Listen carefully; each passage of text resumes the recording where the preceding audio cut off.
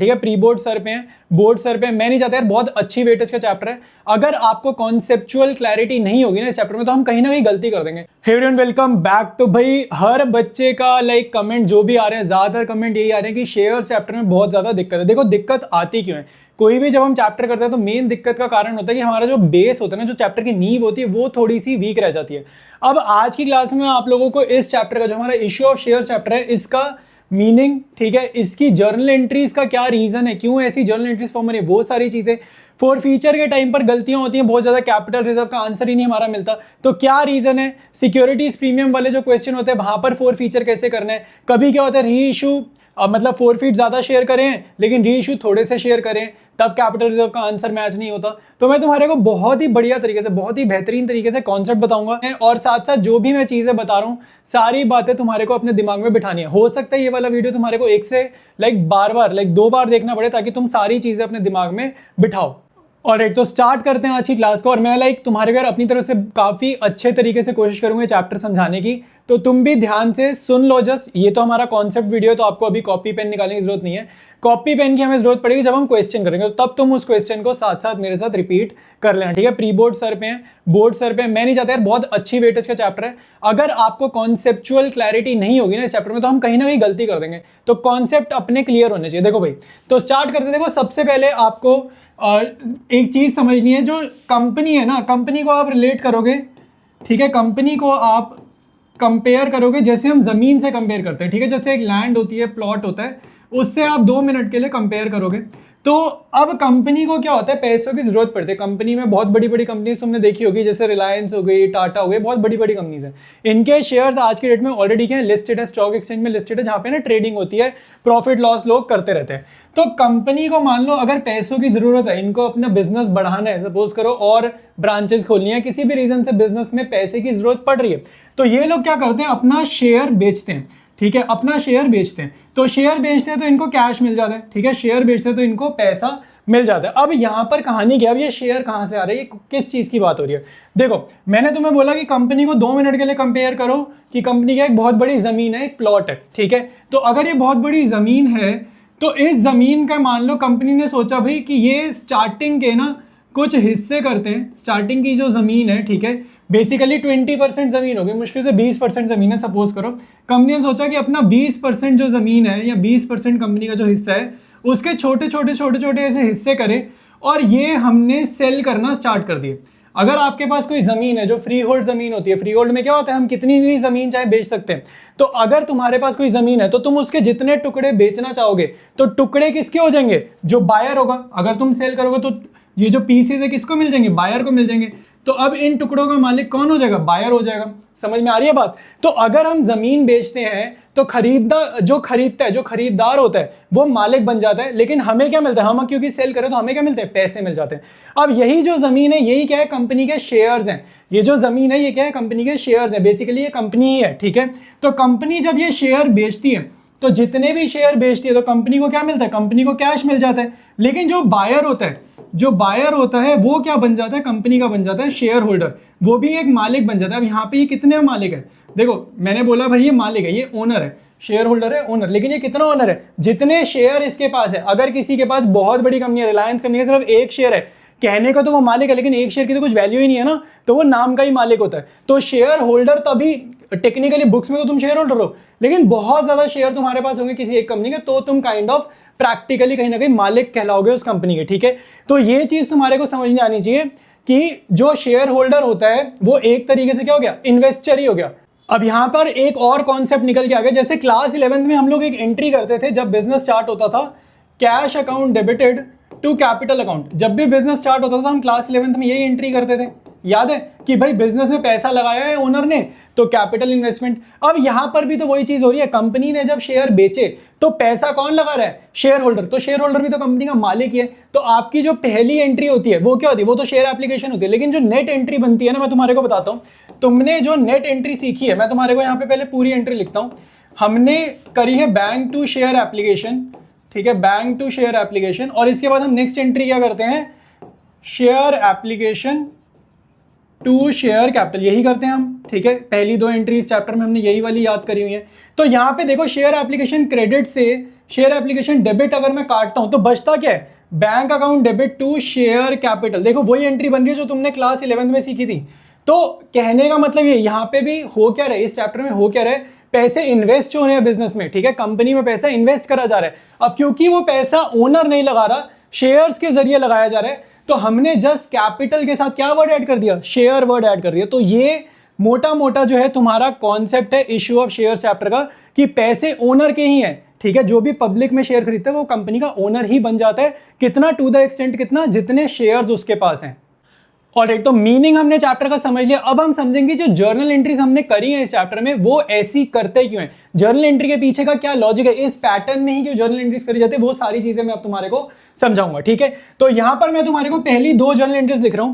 पहली एंट्री क्या होती है, बैंक टू शेयर एप्लीकेशन, दूसरी होती है share application to share capital, ठीक है। अब ये क्या कहानी चल रही है मैं तुम्हें समझाता हूं। देखो आपको क्या बताया जा रहा है कि एक शेयर मान लो अगर 10 रुपए का है या 100 रुपए का, जितने का भी एक शेयर है, तो कंपनी ना वो शेयर बेचने जा रही है। अब जैसे जमीन बेचना है, कंपनी जब वो शेयर बेचती है तो इकट्ठा नहीं बेच रही, कंपनी क्या कह रही है, एप्लीकेशन पे कुछ पैसे मांगती है, फिर अलॉटमेंट पे कुछ पैसे मांगती है, और फिर फर्स्ट एंड फाइनल कॉल पे कुछ पैसे मांगती है। तो ये हमारी एप्लीकेशन हो गई, ये हो गई हमारी अलॉटमेंट, और अगर एक ही कॉल है तो फर्स्ट एंड फाइनल कॉलम इसी को बोल देंगे, ठीक है। तो अब हो क्या रहा है, किस्तों में पैसे मांगे जा रहे हैं। कंपनी ना एक लंप सम में, एक इंस्टॉलमेंट में सारे पैसे नहीं मांग रही 10 रुपए, वो कह रही है 3 रुपए अभी दे दो, कुछ महीनों बाद 5 रुपए कंपनी मांगेगी, फिर कुछ महीनों बाद 2 रुपए कंपनी मांगेगी, ठीक है। तो अगर तुम टोटल करोगे तो कंपनी को 10 रुपए मिल जाएंगे।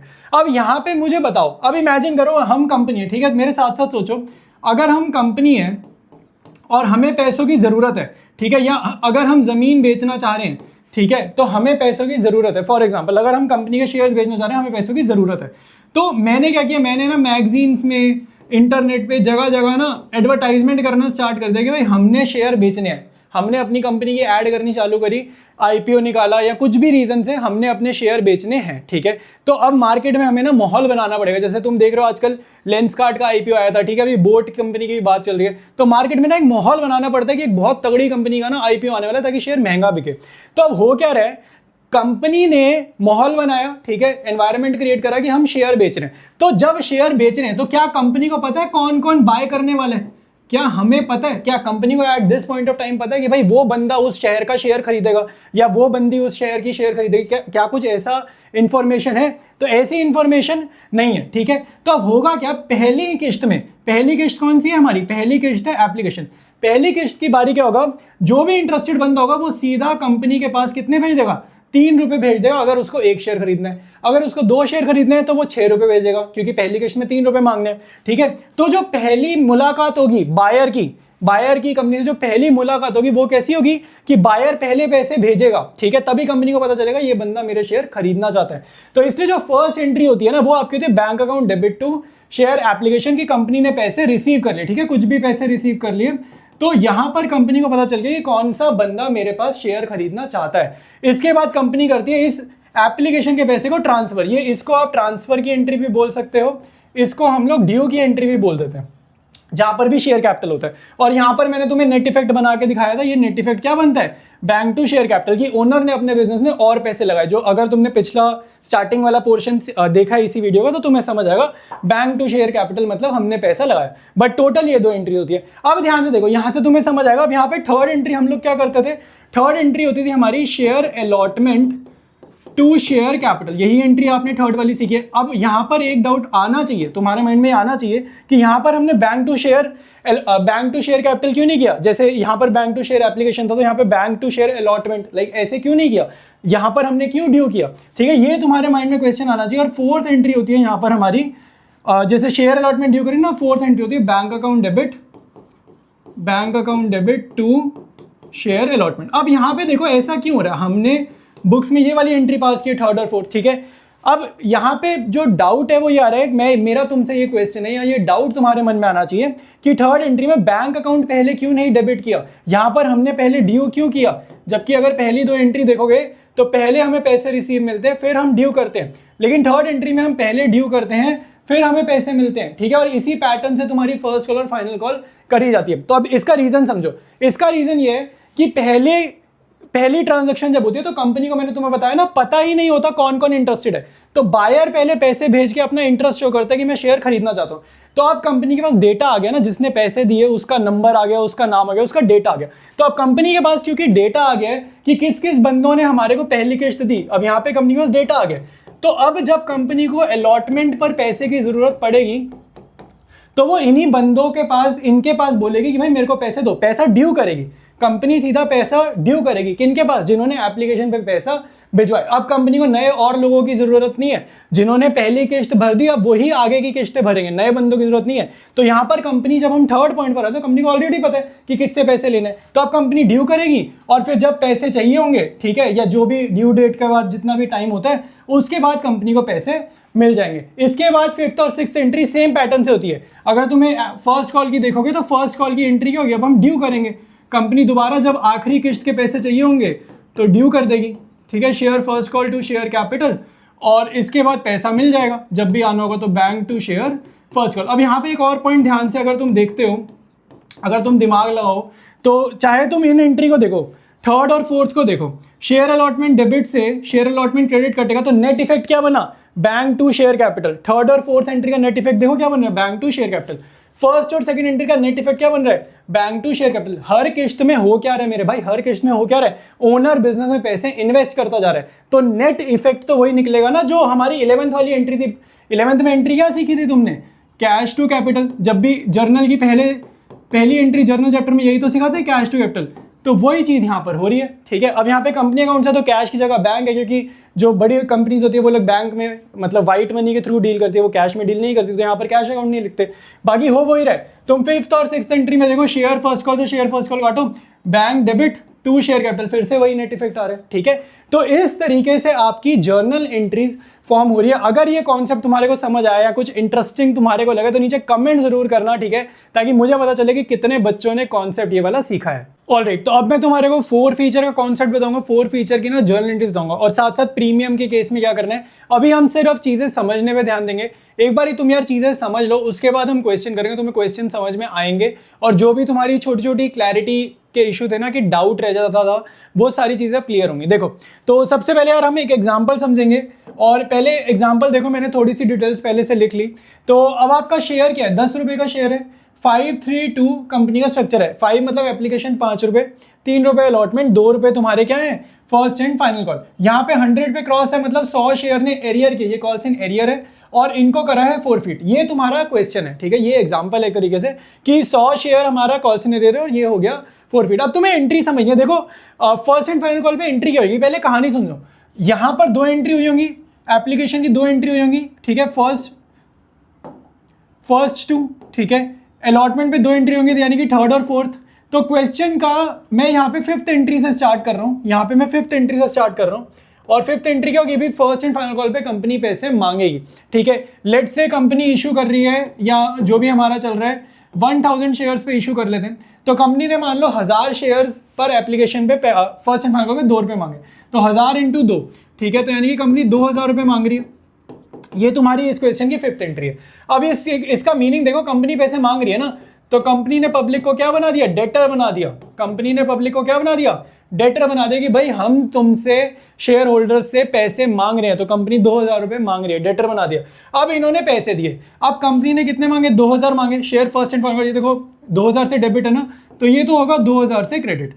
अब यहाँ पे हो क्या रहा है, 100 शेयर पे 2 रुपए नहीं मिले, इसको बोला जाता है कॉल्स इन एरियर। देखो कॉल्स इन एरियर, जिन्होंने पैसे नहीं दिए ना, हमने बस उनका नाम बदल देना है, हमने लिखना है calls in arrear. Calls in arrear ये कौन है, ये आपके वही, ये ना एक तरीके से आपके डेटर ही हैं, ये आपके क्या है, डेटर ही हैं, कि भाई हमें अभी भी इनसे उम्मीद है शायद ये हमें पैसे दे दें, कुछ दिनों बाद पैसे दे दें। लेकिन हमारा एग्जांपल ऐसे नहीं, हमारा एग्जांपल ये पैसे नहीं दे रहे, हमने इनको फोरफीट ही करना है। लेकिन इनिशियल स्टेज पर जिस दिन पैसा मिलता है, हम नहीं मानते कि भाई ये पक्का नहीं देंगे। कभी कभी क्या होता है कि कुछ केसेस में क्या होता है, आपका पैसा ना बाद में मिल जाता है, तो हम यहाँ पर इनको जिस दिन पैसा मांग रहे हैं, जिस दिन पैसा मिल रहा है, उस दिन इमीडिएटली नहीं इनको फोरफीट करेंगे। ये सेम डे फोरफीट नहीं होता, ये बाद में फोरफीट होते हैं, ठीक है। तो अभी जिनसे पैसा नहीं मिल रहा, 100 शेयर पे 2 रुपए नहीं मिल रहे, ठीक है, तो 100 × 2 इनसे, यानी कि अभी 200 रुपए अगर नहीं मिल रहे हैं, तो ये है कॉल्स इन एरियर, ये हमारे डेटर ही है कि फ्यूचर में अभी उम्मीद है मिल जाएंगे।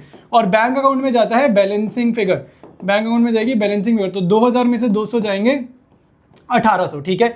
तो ये थी आपके क्वेश्चन की 6th एंट्री, ठीक है। कॉल्स इन अरियर देखो यहाँ पर क्या है, डेबिट है, ठीक है, ये आ रही है चीजें समझ में। शेयर कैपिटल देखो यहाँ पर क्या है, क्रेडिट है। आपको पिछली एंट्री आनी चाहिए, इसके बाद ही आपको फोर फीचर की एंट्री समझ में आई है। जो फोर फीचर की एंट्री है ये समझ ही तभी आई है अगर ये वाली एंट्री समझ में आ रही है तो। अब देखो फोर फीचर का मतलब है कंपनी ने ना, पहले क्या हो रहा था, पहले ये हो रहा था कि कंपनी शेयर दे रही थी पब्लिक को। फोर फीचर है कंपनी पब्लिक से शेयर वापस ले रही है, उल्टा काम है, रिवर्स हो रहा है, ठीक है, बिल्कुल उल्टा काम हो रहा है। अब हम उनको शेयर नहीं दे रहे, हम शेयर जब्त कर रहे हैं, ठीक है। अब देखो हो क्या रहा है, यहां पर क्या हो रहा है, शेयर कैपिटल डेबिट है, क्योंकि अब तक पुरानी एंट्रीज में शेयर कैपिटल क्रेडिट था, अब उसका रिवर्स काम हो रहा है, तो शेयर कैपिटल डेबिट है, ठीक है। कॉल्स इन अरियर क्यों क्रेडिट हो रहा है, क्योंकि कॉल्स इन अरियर देखो पहले डेबिट था, पहले मैंने इन रिमेनिंग 200 रुपए, ठीक है, इन 200 रुपए को अपना डेटर समझा था कि ये 200 रुपए मुझे फ्यूचर में मिलेंगे, बट मैं फोरफीट कर रहा हूं, तो अब मैं इनसे 200 रुपए मांगूंगा ही नहीं, क्योंकि मैं तो इनके शेयर ही जब्त कर रहा हूं, ठीक है। तो मैं अब इनके कॉल्स इन अरियर को क्रेडिट करूंगा, क्योंकि पहले डेबिट था, तो बाद में करेंगे क्रेडिट, ठीक है। तो जितने से डेबिट था 200 रुपए से आप करोगे क्रेडिट। अभी यहां पर मैं अमाउंट बताता हूं, फोरफीटेड शेयर में क्या जाता है, ये होता है कंपनी के लिए प्योर प्रॉफिट, ये होता है कंपनी के लिए प्योर प्रॉफिट। अब ध्यान से समझो ये प्योर प्रॉफिट है कैसे। अब आपको यहां स्ट्रक्चर देखना है, इसको मैं बोलता हूं स्ट्रक्चर पे बहुत ध्यान से देखो, तुम्हें चीजें समझ में आएंगी। इन 100 बंदों पे फोकस करो, इन 100 बंदों ने एप्लीकेशन पे 500 रुपए दिए कि नहीं दिए, 100 into 5, 500 रुपए कंपनी को मिल गए कि नहीं मिल गए। तो अभी कंपनी के पास कितने पैसे आ गए, 500 आ गए इन 100 बंदों से। इन्होंने अलॉटमेंट पे 3 रुपए दिए, यानी कि 100 into 3, तो कंपनी के पास अलॉटमेंट पर इन 100 बंदों से कितने आ गए, 300 रुपए और आ गए, ठीक है। फिर कंपनी चाहती थी कि ये 100 into 2 200 रुपए भी दे दे, ठीक है, 200 रुपए भी दे दे, लेकिन क्योंकि ये 200 रुपए नहीं चुका पाए, कंपनी को यहां पर 200 रुपए नहीं मिले, तो कंपनी ने क्या सोचा कि ये जो 800 रुपए मिले हैं ना, ये मैं वापसी नहीं करूंगी। कंपनी ने बोला मैं पैसे वापस नहीं करूंगी, ये मैं पैसे रख रही हूं। कंपनी ने पैसा अपना जब्त कर दिया, उनको वापस ही नहीं किया। आइडियली देखा जाए तो वापसी करना चाहिए भाई, उनके हक का पैसे, उनकी मेहनत की कमाई वो लगा रहे थे, लेकिन इन्होंने, कंपनी कहती नहीं हम वापसी नहीं करेंगे, हम रख रहे हैं। तो कंपनी ने पैसे तो रख लिए, लेकिन बदले में शेयर नहीं दिए, इसीलिए ये प्योर प्रॉफिट है, क्योंकि पैसे तो रख लिए लेकिन बदले में हमने शेयर ही नहीं दिए। इस रीजन से प्योर प्रॉफिट। और प्योर प्रॉफिट तुमने 11 में समझा होगा, credit all income and gain नहीं समझते थे, एक रूल होता था नॉमिनल अकाउंट का, debit all expenses and losses, credit all income and gain. तो ये फायदा है कंपनी के लिए, ये प्योर फायदा है। तो 2 forfeited share credit 800, calls in arrear उतने से ही क्रेडिट होगा जितने से आपने यहाँ पे डेबिट किया। अब यहाँ पे एक और सवाल तुम्हारे माइंड में आ सकता है कि कुछ बच्चे calls in arrear account open नहीं करते।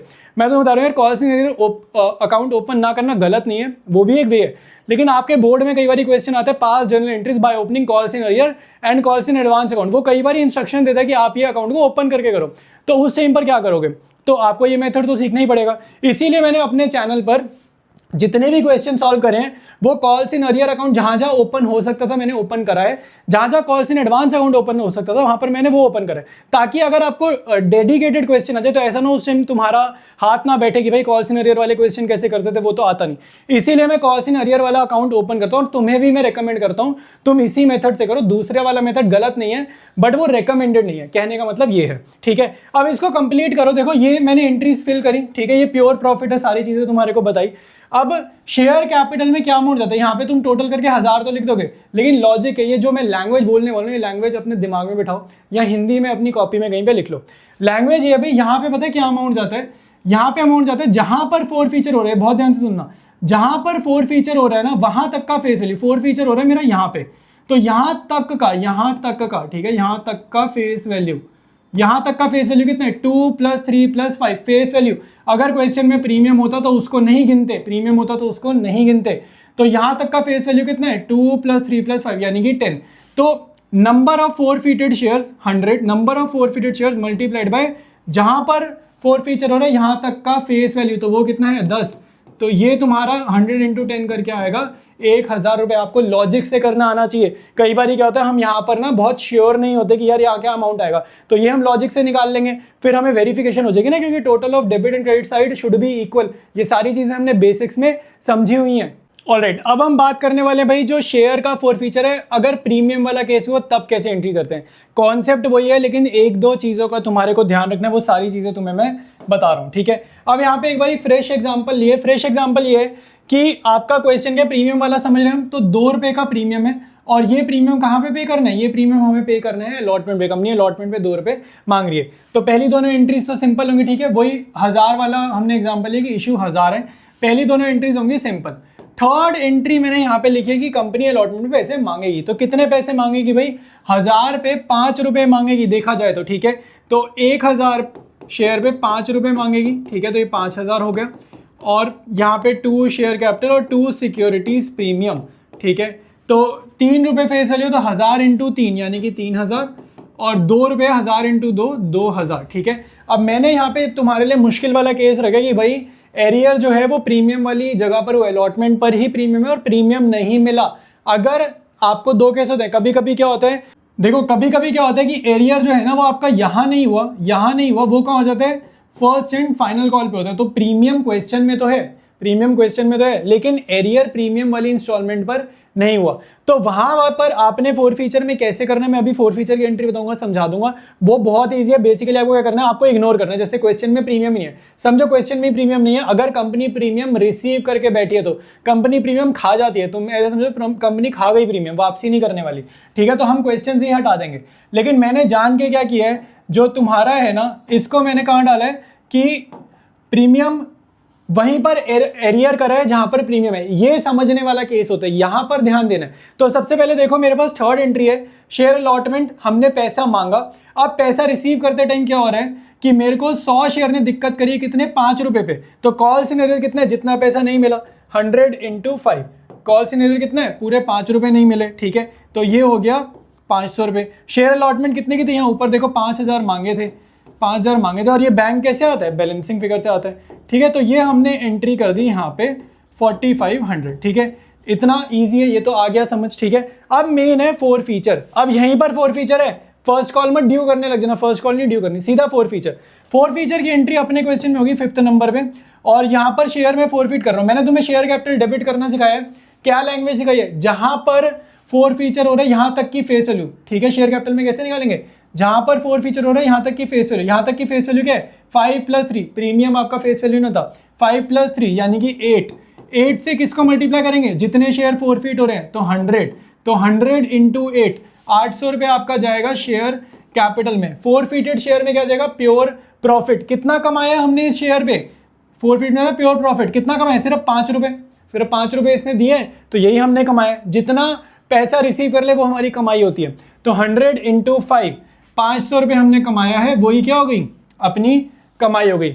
एरियर क्या होता है, जो नहीं मिला, कितना नहीं मिला, यहाँ पे देखो इस एंट्री में कॉल्स इन एरियर हमने लिखा है अमाउंट, यही अमाउंट कॉपी पेस्ट करना होता है। तो ये हो गया 500। अब अगर तुम ध्यान से देखो, तुम्हें लगेगा यार जर्नल तो मैच ही नहीं हो रहा, इसका टोटल आ गया 1000, इसका है 800, तो जर्नल तो हमारा मैच नहीं कर रहा। यानी कि डेबिट साइड पे कोई फिगर ऐसी है जो मेरी 200 रुपये की आनी चाहिए, तो वो क्या है भाई, तो वो सोचना पड़ेगा। अब यहाँ पर कौन सी चीज देखो आपकी है, वो है प्रीमियम। जब भी प्रीमियम कंपनी रिसीव नहीं करती, बहुत ध्यान सुनो, जब भी कंपनी प्रीमियम रिसीव नहीं करती, सिर्फ तभी आपको सिक्योरिटीज प्रीमियम अकाउंट डेबिट करना है फोर फीचर की एंट्री में। मैं यहाँ लिख देता हूँ, whenever company does not receive the premium, याद रखना, जब भी कंपनी प्रीमियम नहीं रिसीव करती, सिर्फ तभी आपको सिक्योरिटीज प्रीमियम डेबिट करना है। अगर कंपनी प्रीमियम रिसीव कर ले तो क्वेश्चन से प्रीमियम काट देना, ऐसे काट देना, मतलब ये काट ही देना, बिल्कुल क्वेश्चन में ही प्रीमियम नहीं है, ऐसे करना होता है तब, ठीक है। तो अब हमारे केस में देखो क्या हो रहा है कि सिक्योरिटीज प्रीमियम डेबिट, अब ये 200 आएगा कैसे, ये तो हमने बैलेंसिंग फिगर से लिखा ना, लॉजिक से भी तो आना चाहिए। तो कितना प्रीमियम नहीं रिसीव हुआ, तो 100 शेयर पे 2 नहीं मिले ना, तो 100 मल्टीप्लाइड बाई 2, जितना प्रीमियम नहीं रिसीव हुआ वो यहाँ पे आएगा, तो 100 मल्टीप्लाइड बाई 2। तो ये आपकी एंट्री हो जाएगी सिक्योरिटीज प्रीमियम के केस में फोर फीचर में, जहां पर प्रीमियम वाली इंस्टॉलमेंट पर एरियर होता है। अब इसी में मैं एक छोटी सी ऑल्ट्रेशन करता हूं, ठीक है, इस 100 को आगे शिफ्ट करता हूं और फिर हम एक बार इसकी ना फोर फीचर की एंट्री करेंगे, तो हमारे को क्लियर हो जाएगा कि अगर प्रीमियम कंपनी रिसीव करती है तो क्या बदलाव आएगा फोर फीचर के टाइम पर। ऑलराइट, तो ये अपना एक आखिरी केस है, सबसे इजी होता है ये, ठीक है, लेकिन हमें क्लैरिटी होनी चाहिए, तो मैं तुम्हें पढ़ा रहा हूं।